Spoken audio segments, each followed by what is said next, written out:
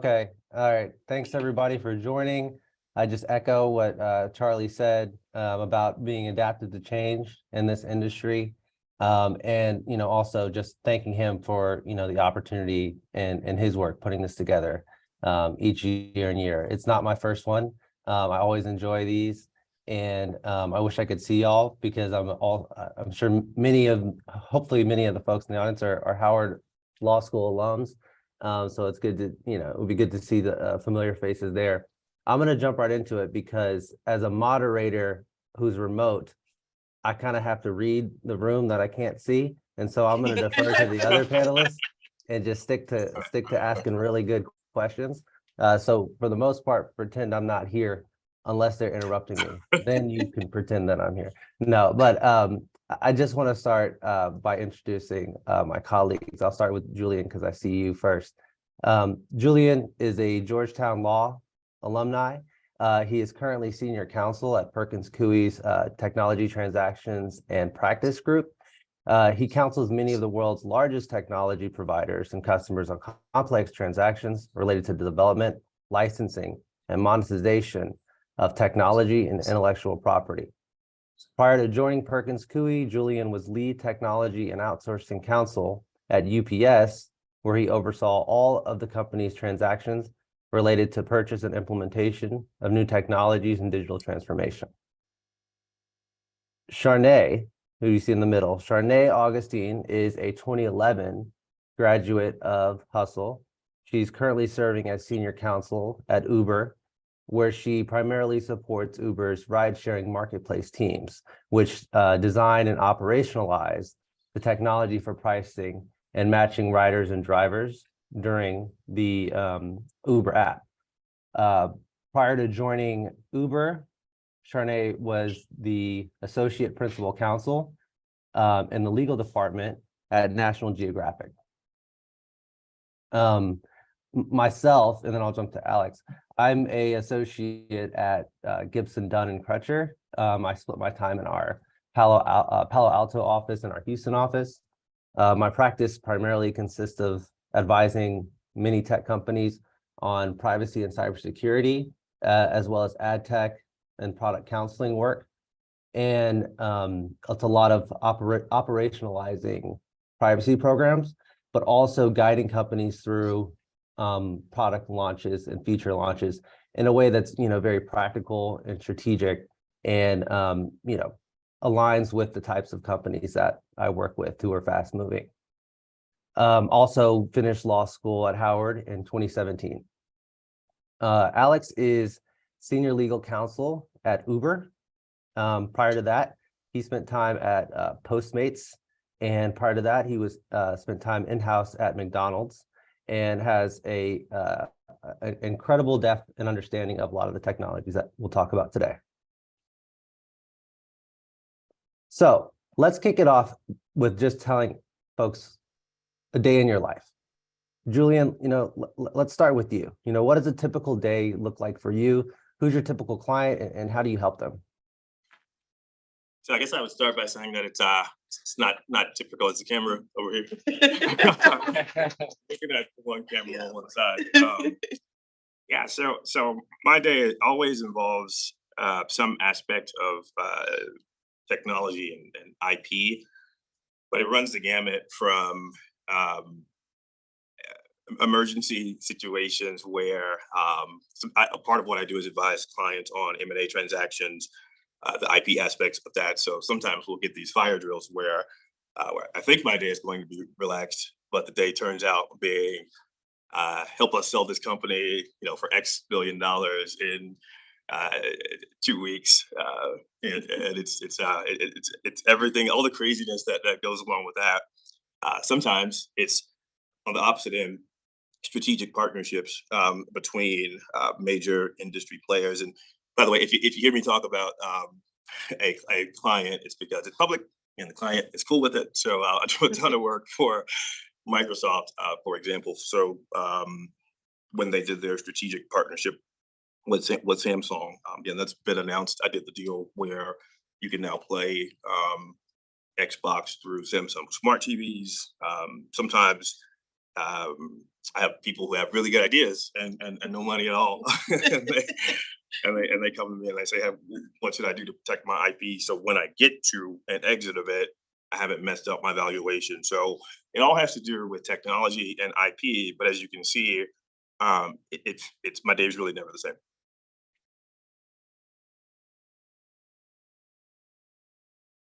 Can you see my face back Yes. That's awesome. Yeah, passing the mic to you, Charnay, now.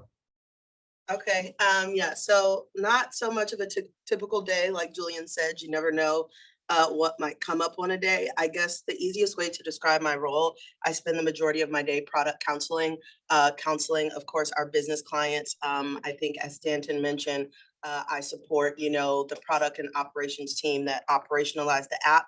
And I primarily deal with anything having to do with pricing. So whether that be like rider promotions, driver promotions, anything dealing with pricing or matching.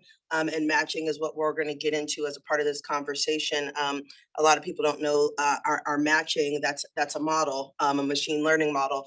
And there are a lot of implications with that and a lot of the other models we use as a part of our business. But yeah, our clients come to us from a very simple thing like, hey, can we add this pill or this small little feature in the app in the user experience? Okay, cool, that's fine. To something a lot more ridiculous, crazy, that we have to kick off these kind of like major legal reviews. I engage often with a lot of our other legal stakeholders, employment legal, marketing legal, our safety teams, litigation teams. So there's a lot of cross-functional work that I do with a lot of our other legal stakeholders to, get the clients the correct legal analysis, the risk score, and then it's up to the business to decide whether they want to assume that risk or not, escalate it to the right people. Like Julien said, fire drills come up often. Clients often misunderstand the legal guidance we've given them, and they will tell some executive or leadership that, hey, legal is blocking this thing and we can't do it. So my boss and I will get like a 911. Hey, we heard that legal is blocking this thing. And then my boss and I have to scramble to like put together like a slide to say, no, this is what legal guidance is. So that happens often, but it's often a case that the business just misunderstood what we said, or they didn't like what we said. And we have to do these fire drills to then present what we've already told them to the executives to let them know that, no, everything's kosher, this is what it is. So I like it. There's always something new. You never know what you're going to get on a day, and the clients, they definitely keep you on your toes. Sure do. Can agree more. Alex? Next. So yeah, a lot of my day-to-day is contract negotiation, but it goes from every level. So I negotiate with really anyone that wants to sell through the Uber Eats and Postmates apps. And my background at McDonald's helps a bit with that, understanding it on that side. But yeah, a lot of it is like updating our online terms and always keeping them up to speed as regulation changes, and had to do that all the way through the pandemic where changes were happening daily and monthly. And then, keeping our sales teams in line and making sure they don't go too far out of scope. And a big part of my real philosophy to my career has been to try to automate my job as much as possible. And so I've always liked to work in contract automation and finding different ways to automate as much of that contractual negotiation process as possible. Thanks, Alex. Just don't automate our jobs, please. Thank you. And my day is also can be, pretty atypical. It's a lot of, I mentioned privacy and cybersecurity compliance, building these programs from the ground up to comply with regulations like CCPA and GDPR and several other states as well. And it also aligns closely with some of the things Charnay spoke about, guiding business and product teams to launch really cool apps and features. And that's where I get the most excited about my work, because I am a business savvy person and I enjoy the business aspects of work, but also, you'll see we have our legal swords sharp so that we can, make the advice and counsel we give to the business in a very digestible way, because they're not going to read your 10-page memo, unfortunately, but they will get on a call. And it's important that you find how to package your legal advice in a way that manages their risk and expectations and takes into account, the context of what they're trying to do, which just comes with being a really good advocate and something we can all learn as we develop. Which will be a theme today, is keeping, the legal skills underlying sharp, so that your advice and counsel, even if it is, compartmentalized and digestible, it's still legally sound. Let's talk a little bit about, just high level today, we're going to talk about AI and some of the regulatory space. Then we're going to jump right into these technologies about like Chat GPT and NFTs. And then we're going to talk a little bit more openly, and if time leave some space for Q&A. The first question I have is for you, Charnay. You work a lot in the AI space, and you're probably really close and familiar with the regulatory landscape there. What are companies, in Uber, maybe others, grappling with right now when launching products and services that leverage AI and automated decision-making technologies? Yeah, absolutely. So the FTC actually on February 17th put out a press release that they are standing up a new Office of Technology. So there has been a lot of increased scrutiny by regulators and other lawmakers into the use of AI, particularly machine learning models. Regulators see machine learning models as these black boxes, like nobody knows how they work, like what are you doing? It's some nefarious thing behind it. So the FTC has literally started this new office dedicated to deep diving into all these realms of technology, including AI, machine learning models, some of the other things that Julien and Alex will also talk about. And so there's opportunities there too. They put on the press release that they're hiring for engineers, people who have all of these tech skills and who will be able to deep dive into these things to help them come after companies who may actually be doing nefarious things with their models.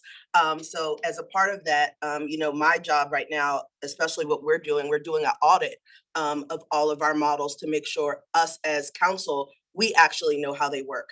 Because let's say you get an inquiry and a regulator's like, hey, like, what is this thing you're doing? How does it work?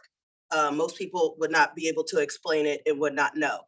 So that's, I think, a thing that, if you're in that space and you're dealing with clients or your company uses a lot of models, if that's something you're advising on, that you do deep dives with the engineers or the people who are in charge of these models, break this down for me in a very elementary way. How does this work? What does this mean? What features are you guys using? What are these inputs? Why are you guys using these inputs? And then making sure that the inputs that you guys are using also don't carry any legal risk. And if they do, you need to advise on those so that the clients know, well, maybe we need to remove this one. Because again, if somebody comes and sees, hey, you guys are using things that like adversely affect people, making decisions for people, affecting either their rights or their livelihood, things like that. There's also profiling, which, that gets into more of the profiling realm, privacy realm. And I know you guys have a panel. I think there's a panel about privacy also, but knowing like what those features and inputs are in the models, how they work, so that, again, when the FTC comes knocking, which they likely will, for a lot of companies that use these, you're able to respond in a way that you can explain it. You can explain what features and inputs you're using, why you're using them, and be able to support, any arguments about why you use them. So it's going to get very interesting. The FTC is especially focused on the gig work economy as well. So, the Ubers, the ride shares, the food delivery, all those kind of businesses. So it's definitely going to get interesting. So myself, a lot of work and other, counsel and attorneys working in this space should make sure they're ready for what's coming. Because when the FTC comes and says, how does your product work? It's not a good answer to say, I don't I really don't know. know. Let me get back to you on that. Yeah. That's the kind of fire drill you don't want. Yeah, I think that's exactly right. And, FTC has always been the do what you say what you do, and do it accurately. And that's the Section 5 enforcement priorities. it's just more aggressive now with, their current chair, who's, well known, adverse to technology space, and looking for legal hooks to, attach large fines. And AI is definitely a focus area. One of those reasons being, as Charnay mentioned, it can be a black box. So it takes folks who are in our space who can understand what the engineers are doing and explain it to consumers in a way that makes sense, and know when you need their consent, or know when you can't use this type of data, and know all the implications of using that data on people's livelihoods, because it has a real impact on people. I mean, we've all seen the stories about, AI having discriminatory effects. And so it is really cool to release cool technologies, but you also have to understand where the ethics are. So that was something I wanted to add too. What are some other examples that come to mind, Charnay, of ways these risks can materialize? And how do you help, your internal clients navigate the compliance while innovating? Absolutely. So like I mentioned, regulatory inquiries, and depending on what they find, you can be hit with huge fines, litigations from, consumers, like, you're doing this thing and it adversely affected me in this way. It caused me not to get this, or you've profiled me or done something in some way that has violated my privacy. So it can run the gamut. So, you can definitely be opening the company up to a lot of, inquiries, which can then lead to inquiries into other things. And so, like, once that box gets open, you never know what kind of word's going to go. Like, we see that this thing is funny. What's also going on over there? We're not sure how that works either. So, there's a really like slippery slope that can happen there once, the inquiry starts. So like I said, my job right now is to really make sure myself and my other colleagues who work with our engineers and people who are building these models, that we know how they work, that we go through and do deep dives to understand, like I said, the features and inputs, advise on the legal risks of each of using those inputs, and advise on the overall risk of like the model itself. For us, a lot of our like pricing levers and pricing models, those are also kind of algorithm based. So, being able to tell the business what the risks are behind that, making sure we support that. We also do a lot of imperate dispatch analysis on these models to make sure they're not, adversely impacting communities of color or other people. So those are other ways that you can make sure, like, hey, if we're using this model, it might be a little tricky. There might be some things that you also have support to say, hey, we ran this analysis, we can show that it's not, adversely impacting people, and just make sure that you can support, kind of whatever is in there, and be able to defend, the model, what it does and how it works. I second all of that. And the one case that comes up, and I mentioned this, I think, in my panel last year, is as Ever Album. This was a company that the FTC fined for basically collecting photos from people's devices without their consent and using them to build an algorithm for facial recognition and then selling that algorithm. So not only did the FTC fine them and tell them, you can no longer do this practice, they literally made them destroy the algorithm and make sure that all of the people they sold it to destroyed. Kind of this fruit of the poisonous tree doctrine, because the underlying data for the model was quote unquote tainted by lack of consent. So it can really cause a lot of money, cost companies a lot of money. And you don't want regulators looking under the hood, because like Charnay said, there's more they can find. Before I pivot over to some of the other technologies I want to talk about today, Julien, Alex, anything to add there? I guess I'll add, I don't know how many of you have TikTok or Instagram Reels, but a thing that I'm seeing a lot of now is voice AI, where people's voices can be imitated really persuasively. Or some of you may have seen the fake Tom Cruise TikTok account, the deep fakes. And so, yeah, I think in AI, there's huge potential in the same way that like my grandmother couldn't tell the difference between a spam email and a real email. I'm starting to think, oh, geez, I'm struggling to tell the difference Yes. between these two things, and that next layer is coming at us pretty fast. Yeah.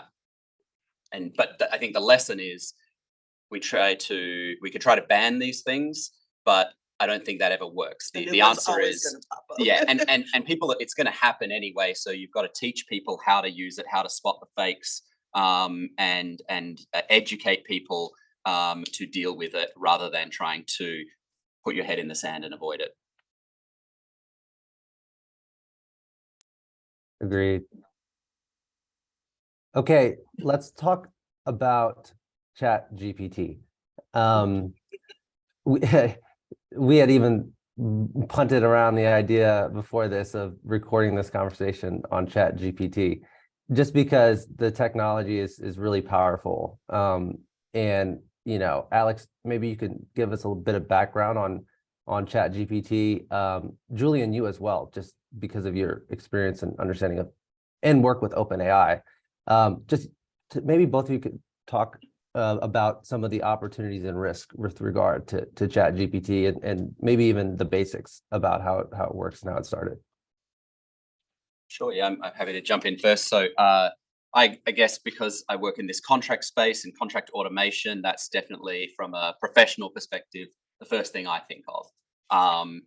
My first use was I was going to a wedding and I had to make a speech, and I said, write me a speech. And then I said, add some jokes. And the joke wasn't very funny. Make the joke funnier, and so on. And so that helped me understand, hey, I can say, write a contract that does these things, adds these clauses, makes those exceptions, and so on.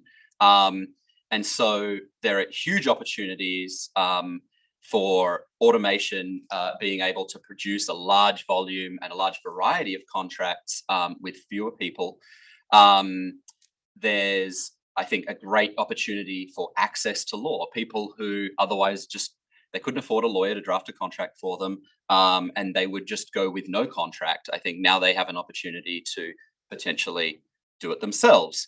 Now, obviously, all of this comes with a bunch of risks. I can look at the contract that's been produced with a legal brain and go, okay, this is what it's missing, and this is where it's missing the mark. I can also think about, okay, we have confidentiality obligations to our clients, and these technologies don't necessarily guarantee confidentiality. So what you're putting in there may be hacked. It may be used in ways that could breach your professional obligations. So you've got to be cautious about the confidentiality aspect. And then there's this intellectual property aspect. If I draft a contract, I've created the copyright. Usually my employer owns that through my employment contract. But if I'm using one of these tools, there can be questions about the copyright ownership. And so if you're using it in a professional context, it's going to be really important to make sure that you're using the proper enterprise versions of these technologies, so that the confidentiality and the intellectual property aspects are taken care of properly. And while, there are these amazing opportunities around access to law and automation, there are some risks that come with that. I love the idea of using it myself. The idea of my sales teams using it to come up with whatever contracts they want, that terrifies me. Yeah. No, so my wife and I are opening up a Mexican restaurant, authentic, old school, traditional street tacos from Mexico. It's going to be on Uber Eats, right? Absolutely. Yeah. Absolutely. She is from Mexico. Her mom's from there. They have restaurants already.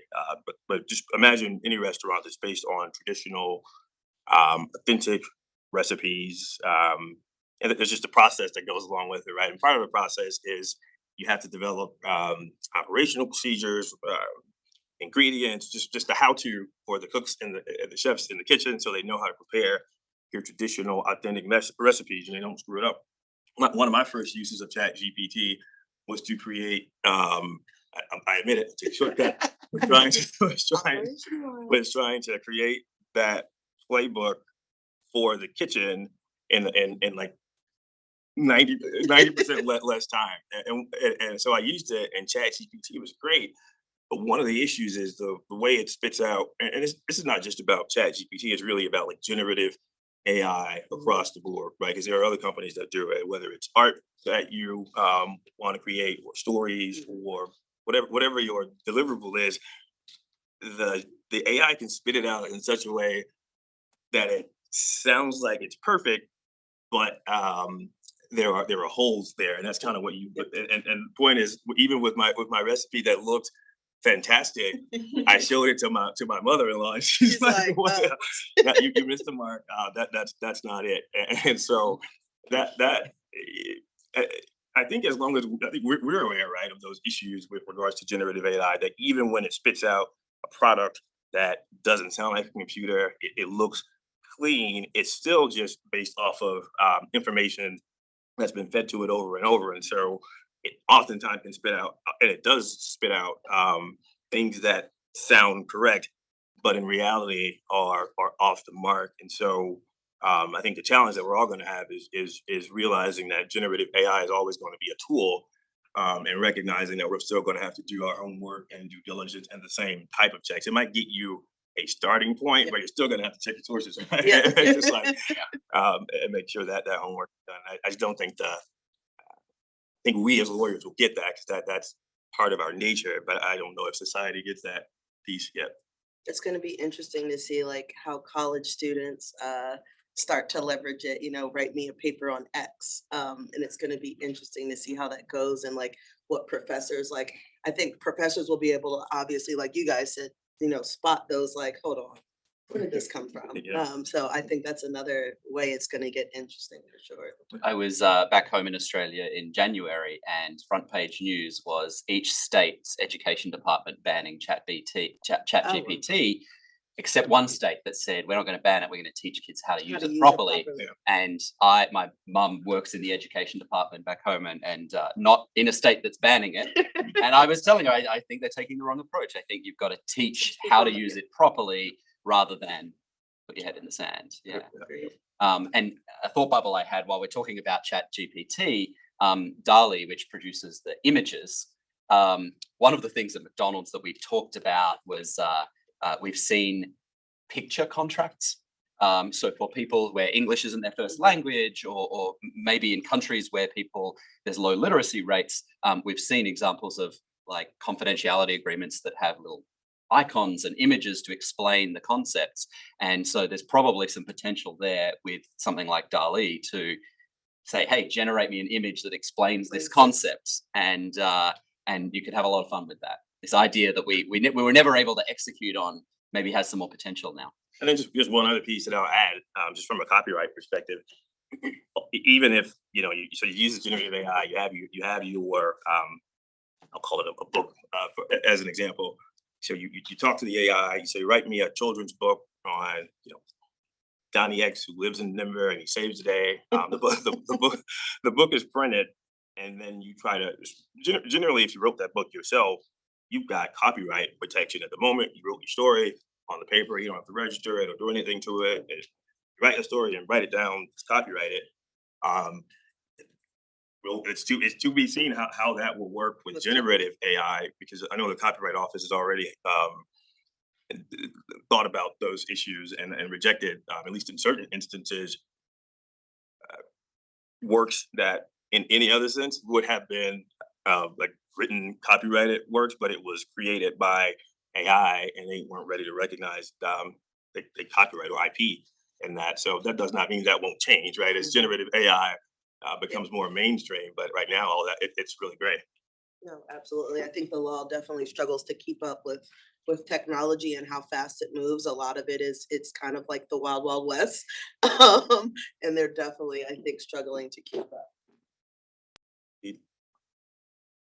Back to you, Stanton. I was just enjoying a convo, and one of the things that stuck out to me that Alex mentioned, and I tried when I used ChatGPT, I put some terms and conditions in there, and I said, make this easier to read, and it wasn't bad. There were some aspects that I actually pulled.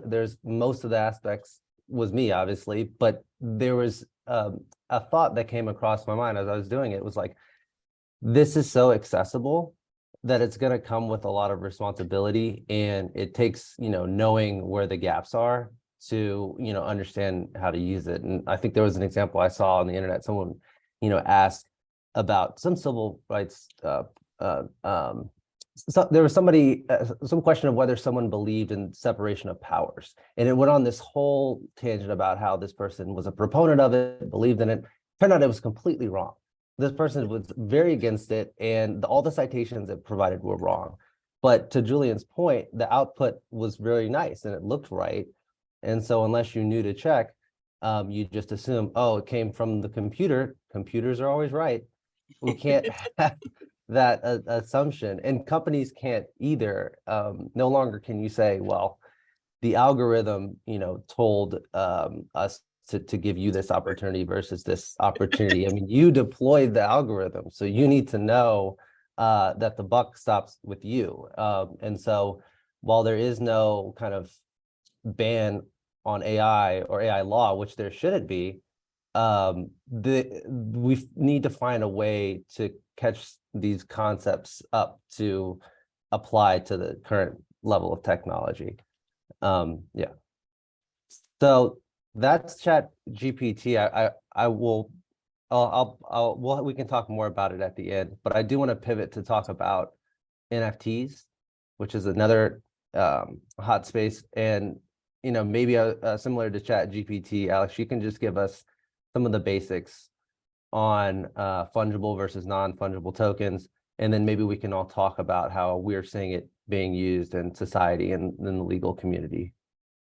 Yeah, when we were talking before the panel, we realized that understanding what the word fungible and non-fungible means is really important to understanding it all. And so for those who don't know, something is fungible when each individual item can be swapped for the other and it doesn't really matter. So an example is if I've got a $1 bill and I swap it for your $1 bill, we don't really care which one it is.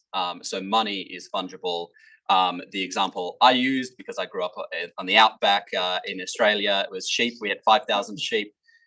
Which one was which didn't really kind of matter. But something's non-fungible when, that individual item has intrinsic value, so a piece of art. And that's where we've really seen NFTs talked about.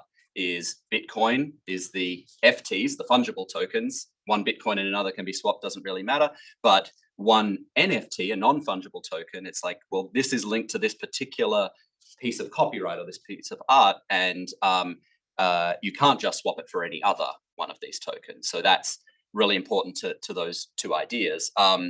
And then I think how I see potential for NFTs, I think a lot of people look at it as the Bitcoin versus Bored Apes and this pyramid schemes that everyone's just hyping up, and where's the real value in it?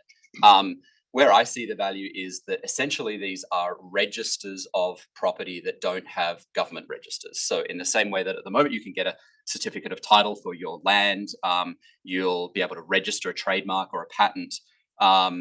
Most countries don't have a copyright register. There's no place really to register furniture and who owns it. And again, we talked about sheep, and racehorses, like livestock. These are things where being able to register who owns those things, and when maybe furniture in a building is leased versus owned, and knowing who actually owns it.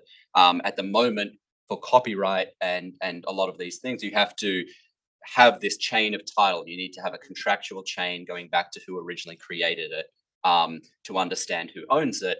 NFTs provide an opportunity to go, well, who has the NFT? That secures the whole chain. We know that they've got it, the same way that property registers and trademark registers work today. So for the fungible tokens can probably be used for things like livestock at scale. But hey, if you've got this prize racehorse and it really matters that it's that horse and not that horse, then you're going to maybe have a non-fungible token to trace that ownership. Alex, that's not all. So Alex and I were talking yesterday, and I learned a fun fact that you can actually lease sheep. And I was waiting. I was waiting for you to say that. Yeah. So I'm disappointed.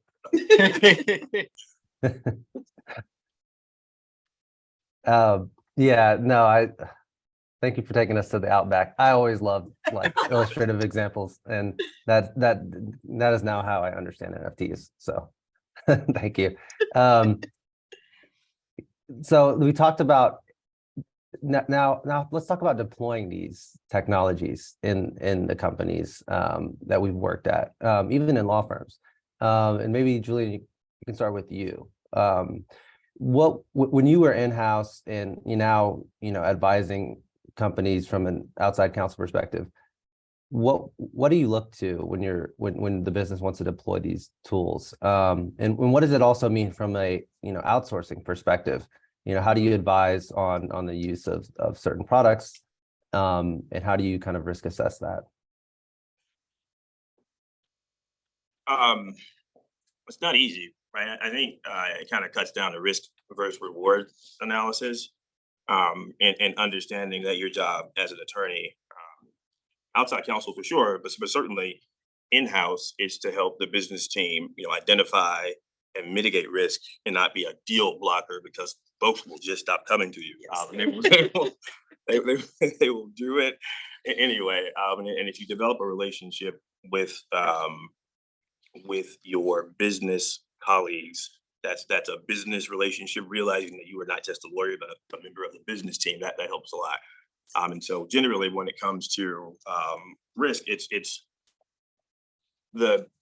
most of the time, at least when I was in-house, when the idea came to me from the business team, the new implementation of new technology had already, like, the technology worked, so that box had been checked. But there's always risk related. That could be operational risk, because maybe the new technology is provided by a vendor who has a really cool product, but but they're new, right? And they don't have that history. And if you're again, when I was in-house at UPS, this happened all the time. If that vendor's technology was implemented throughout our network, and that in a critical manner, and then it failed, and we had no backup, that it's lights out, and we're all unemployed.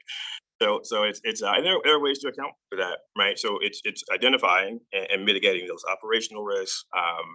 It's certainly privacy related, because sometimes there could be GDPR compliance issues related to dealing with smaller vendors.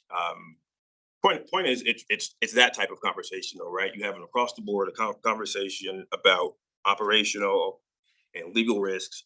Decide if the risks outweigh the reward. If the team's going to do it, mitigate the risk in the best manner that you can. And I think at that point you've done your job. And I also will say, I can count on one hand, like, the amount of times there's been a real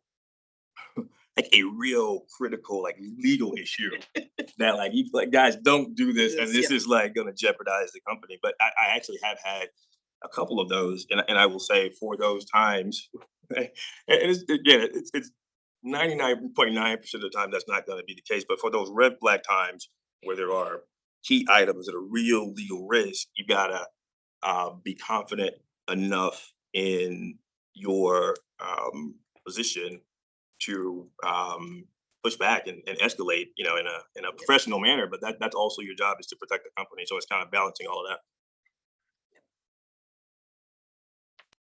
Oh, so I mean, from a contract automation perspective, I think I've talked about it a bit, but yeah, I see these huge opportunities, but I think some of the solutions are also going to come from the technologies themselves. My biggest fear with, like, a sales team shifting to something like ChatGPT is that they'll do all sorts of things that are outside of the scope of what they're meant to. So potentially the solution is the product itself. When they type in, I want this clause, the ChatGPT comes back and says, actually, that's illegal. You can't do that. In a perfect world. Yeah.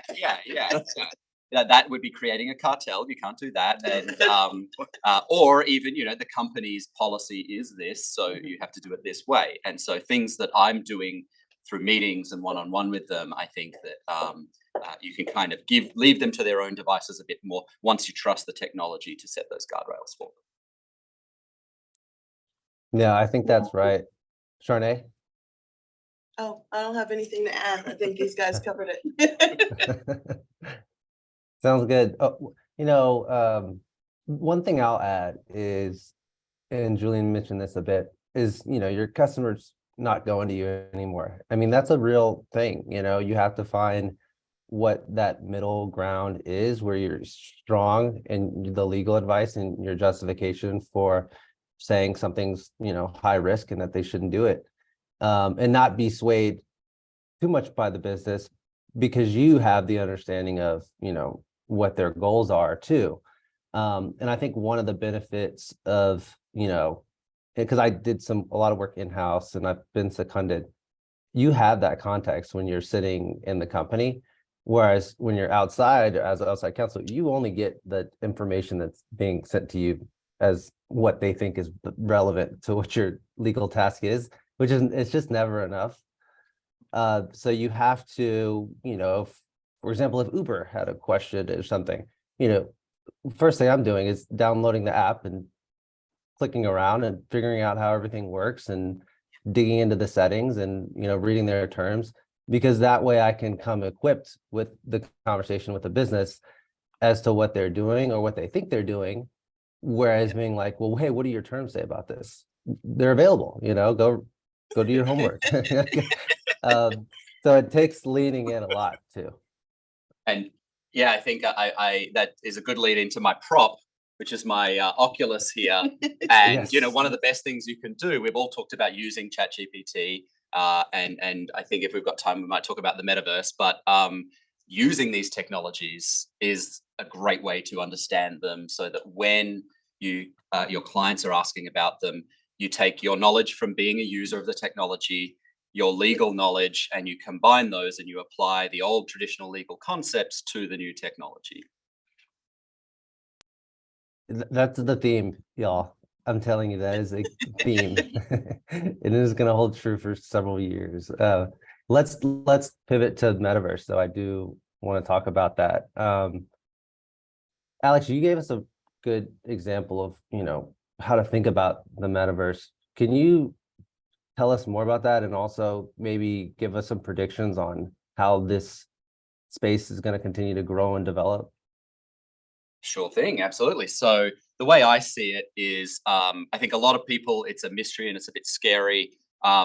Once you put this thing on and you play around with it, you realize that it's kind of just the next step of the internet in a lot of ways. It's another way of accessing it. The way that maybe we all used old desktop computers. I barely see them anymore. Everyone has laptops. And now even most stuff is done on one of these. My prediction is that in the same way that computers themselves used to be huge, had to be plugged in, got to big chunky laptops, big mobile phones that were the size of a brick, the technology gets smaller and smaller, more compact, more wearable, down to this size. And the battery life gets longer. My big prediction is that these things are going to get lighter. This chunky bit at the front is going to get thinner and thinner. The battery life will go from sort of the 2 hours that it got to the length of one of these, to the point that I think you're not going to see people walking around like this. You're going to see people with what'll look maybe like a set of ski goggles, and the Google Glass, too early for its time. Yeah. I think that in a weird way, people will go into the metaverse and then come back into the real world and augmented reality. And if you've used, so this has little cameras on the front. When you first put it on, it shows you the world in black and white. And in the same way that black and white TVs became color and now high definition, these cameras will be as good as the cameras on this. You'll be able to see the world. Maybe even sometimes I look through my phone and what I'm seeing is better than what I'm seeing with my eyes, the filters and everything.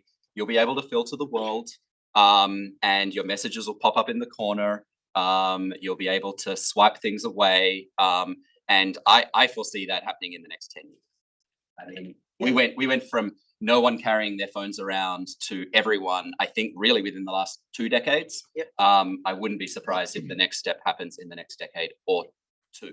Yeah. The longer. They're doing a thing with the NBA. You can do this and you can be at a game without being at the game. And then they're also making it where like now you can go in these virtual stores and buy the clothes that you're going to wear to the game. I think they're even doing with like the sneakers, like Nike and stuff, like get this exclusive pair of Nikes to wear to this game in the metaverse. So it's already starting. It's Rec pretty Room cool. is one of Yeah. the metaverse platforms, and they're doing an NFL thing at the moment. You can Yeah. get your limited edition NFL jerseys and so on. To Yeah. wear to the game To the- virtually, to yeah. the real game virtually. I went to a Post Malone concert in Oh, so you VR done it. in Horizon Worlds. Yeah, it was surreal. It's very strange, but yeah, it's they've got a Billie Eilish concert on at the moment, I think, in Horizon Worlds. Yeah. It's going to be interesting to see if Google Glass makes a comeback. Mm. I think that it might, maybe in just like a new form. Yeah. Given the Oculus and all the other things that are coming out. Yeah. But then I think that where going back to that theme of the traditional legal principles applying to the new technology, this uses voice a lot. You're not typing much. And so in the same way that we've gone from contracts you had to sign to agree to click to accept contracts. And that was sort of a conceptual hurdle the legal profession had to get through as e-commerce became so common. But really, it's the same contractual principles applying to a different format. And I think the old oral contract is going to come back in a big way with the metaverse, that we were going to be agreeing to things rather than clicking to accept or signing through our words and through the mic. Stanton. Great points. I was just thinking on how I'd never spend money on some virtual shoes. I'm sorry. I'm just not. I don't care how fresh I look in the metaverse. It's just You know what's funny? real It might not- money for fake shoes. it might not be virtual shoes, but I have an 8-year-old who, and it's just an example of how this is already happening, right? I mean, it might not be metaverse, like it's a full immersion, but it's a form of it. He plays Roblox all the time. Oh my gosh. And I checked my credit card statement the other day. And I'm like $9,000 down on Roblox or something. It's a bit of an exaggeration, but the point is those little $9.99 fees for virtual. Now my 8-year-old was fly though, right? He showed me, so I'm like, what? I got something out of this. Yeah, like he had the best. He looked good in the metaverse. and a very destructive weapon to go along with his outfit. So I got something. But the point is that that's normal for that generation. And as the technology improves, and that next generation who's already grown up, like that's what they know. Yeah, exactly. All of the above. And it's just gonna be, I think, more. I can call myself an old person now. For older people like me, sometimes it's hard to kind of picture what that will look like, but I don't think it will be for folks who kind of grew up in that world. I thought I'd never spend money on a digital outfit, and I'm paying my $7.99 a month for my membership already. So yeah, it happens fast. It's a subscription, huh? You gotta to stay fresh. You gotta pay monthly, huh? Oh yeah. Everything's a subscription model. Yeah. Cool. Well, in our last 10 minutes, I want to open it up for any questions. But I guess the last question I have for us is, what advice do you have for students who want to work in this space at the intersection of technology and law? Yes, I'll jump in and go first. We all hammer home this theme, but I'm going to do it one more time because I think it's just worth remembering. Just because technology changes, and it will, change can either be scary or exciting, depending on how prepared you are for that change. So with all the changes that are coming with technology, one of the things that we have to do again is just to make sure all the fundamental things you're learning in law school right now, whether it's not even just I'm biased copyright IP because that's what I do, but it's broader than that, right? Like all this change will still require legal analysis related to courts, privacy, every single aspect of the law that we're thinking of right now will still apply to society as it looks in the future based on changes in technologies. Still got to study tort, still got to study contracts, and I think it's exciting. Yep, and I'll add on to that. You know, the soft skills are still going to be the soft skills. You need those. I think we talked about as we were planning for this panel, it doesn't matter how well you know the technology or what this new cool thing is, and yes, you know how to use it, but can you analyze it in the way that you need to be able to advise your clients? You need to be able to issue spot. You need to be able to write concisely. You need to be able to speak with the business people in a way that's always not in so much legalese. Explain to them in a way why this is an issue. Are you able to do that, you know, succinctly? Also for leadership and executives who want to understand what's happening, what's the state of this review, what's going on, break down for me the legal issues. Are you able to do that? So there are skills that you need to have regardless of kind of like you knowing how this thing works or, you know, your interest in it. You still, like, you know, Julien said, there are skills that you still have to have in being able to, you know, be kind of a mini subject matter expert on all these things. I have to be able to issue spot the employment issues, the consumer protection issues, the marketing issues, which I used to be marketing and advertising counsel before. So I have a little bit of leg up on that, but I have to be able to issue spot all these things to even know which of my legal subject matter experts I need to go to further deep dive into it. So definitely issue spotting, being able to analyze, I would say being, you know, proactive and independent, you know, go look something up for yourself first before asking maybe somebody what it means. If I like to just go and Google first, see what I can find, and then go on that. So I think, you know, definitely being, you know, proactive and kind of doing your own research and homework, but, you know, before you're going to bug like your boss or the senior partner or whoever that is. And it's good to take initiative. And I think that will serve you well if, you know, your boss or partner sees that, you know, you can take initiative to like start, find what you can find, and then come to them with some solutions, some options. Like I've actually started to think through this, and you know, they will definitely appreciate that. I think that'll serve you well.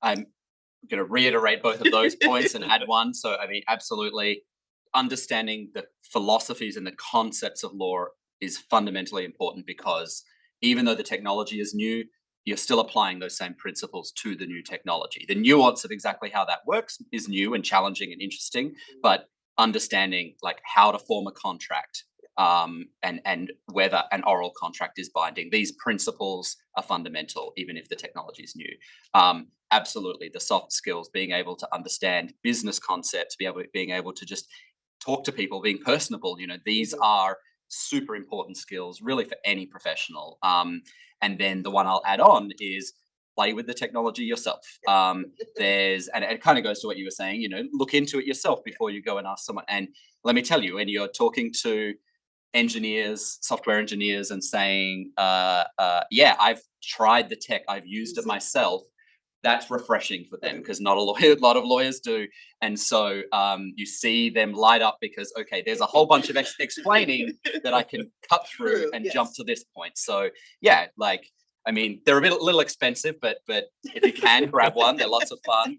But whatever the technology is, ChatGPT is free. You know, you can try them out, play with them, and that hands-on experience is irreplaceable.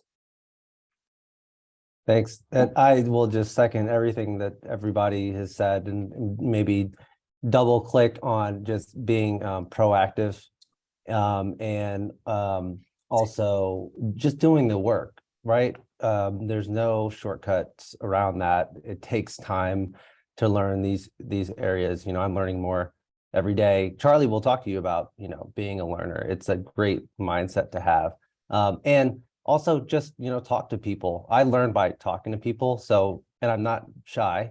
So I would never shy away from asking people for coffees or a quick Zoom call, not not in a way that's pandering like, hey, I need something from you. I'm trying to get a job. It's really genuinely wanting to learn because guess what? When those opportunities do come up, you're already top of mind just because you wanted to learn about, you know, their day-to-day. So, don't be shy, reach out, be proactive, do the work, and those would be my like few takeaways. So I'll hand it over to you guys to answer any questions from the group because I can't see them. We'll go with one. That's one. Yeah. All right, let's go. Should I stand up? No, I think you can stand up and introduce yourself. They'll hear you. Hi, my name is Asia. I go to Howard University School of Law. I was just curious because one of the things that I've worked on in a lot of my internships is this idea about trying to apply those same legal principles to different things. I've looked at advertising in the metaverse. I'm looking at like student records and data privacy and things like that. And so I guess my question is just understanding that the principle is the same in terms of the direction that the laws are going. Do you feel like the laws themselves will need to be different? Or do you think that it's worth us trying to take laws that were, created 30, 40, 50, 100 years ago and applying them to today? I think it's about where the law will end up settling. And so a good example is the question of, can copyright exist in something produced by AI? Now, there was a case, I think it was a National Geographic case of the guy photographing bonobos, and he left his camera and the monkey picked it up and took a photo of itself. Yeah. And there was this question of, okay, does the photographer own the copyright having monkey? set it up, or can a non-human yes. own create copyright? And so that question will need to be answered and settled somewhere. And that's where, until it is, we kind of need to make a call. And maybe it's, if you're working for one of these companies, you put it in the terms and conditions. If any copyright exists, we own it. Yep. And then if it doesn't, okay, you've got to work with it from there and maybe think about the two options. But eventually that question will get settled and it'll be clearer. But I think that's the approach, is the exciting bit is not knowing where it will land, and kind of planning for the various options. Yeah, so you work within the confines of maybe what is the existing, but like Alex said, plan for what may come. Well said. Thank you for your question. Yes. Join me in giving them a round of applause.